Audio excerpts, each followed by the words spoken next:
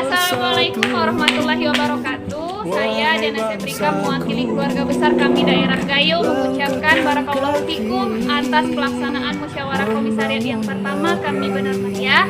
Semoga dengan pelaksanaan musyawarah ini mampu melahirkan pemimpin yang ideal layaknya Rasulullah SAW sebagai suri tauladan kita, yang mana kita ketahui bahwa Rasulullah mampu sebagai pemimpin agama dan juga mampu sebagai pemimpin negara.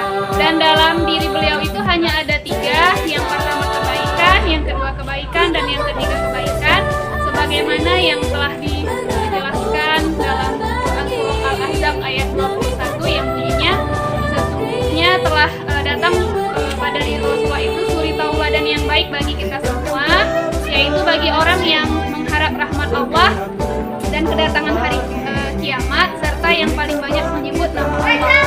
Semoga berkah kegiatannya dan semoga kami Benar Meriah semakin eksis di mata masyarakat khususnya dan Indonesia umumnya. Tetap semangat, takbir, Allahu Akbar. Salam persatuan. Wassalamualaikum warahmatullahi wabarakatuh. Langkahkan kaki, kita beraksi membangun negeri. Mari bersatu, wahai bangsaku, langkahkan kaki, membangun negeri.